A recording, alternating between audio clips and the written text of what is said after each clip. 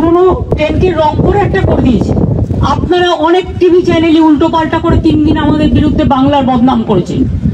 যারা বদনাম করেছেন এবং ফেক নিউজ দেখিয়েছেন এবং মানুষের কাছে ভুল বার্তা দিয়েছেন বাংলাকে অসম্মান করবার, তাদের বিরুদ্ধে কিন্তু আইনের পথে চলবে।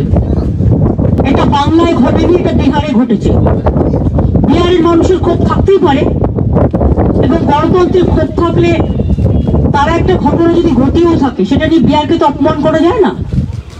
আমি মনে করি তাদেরও পাওয়ার অধিকার আছে। আজকে বিজেপি নেই করে তারাই বা পাবে না। আর বন্দে ভারত কি একটা নতুন ট্রেনকে, মানে আমরা যেটা বলি যে একটা পুরনো ট্রেনকে রং করে একটা করে দিয়েছে, শুধু ইঞ্জিনটা ছাড়া সবই। অনেক পুরনো ট্রেন এখান থেকে রেক উইথড্র করে নেওয়া হয়েছে। আপনারা দেখুন, আমার সময় আমি বছরে অন্তত 100টা করে নতুন ট্রেন দিতাম, আর এই 11 বছরে একটাও নতুন ট্রেন দেওয়া হয়নি, এই একটা ছাড়া।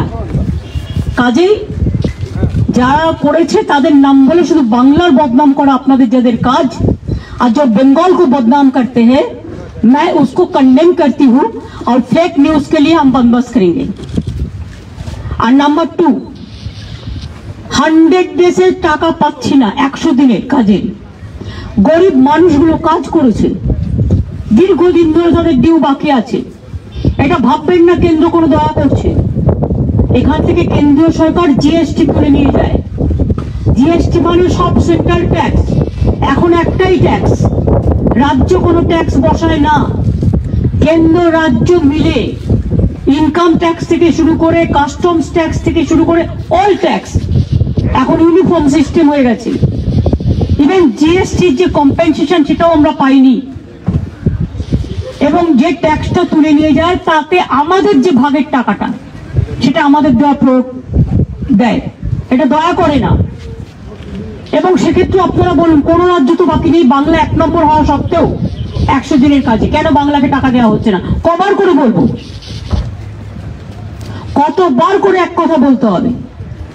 আর পলিটিক্যাল কারণে মাঝে মাঝে A team, B team, C team, D team, A to Z team, আর কত টিম পাঠাবে?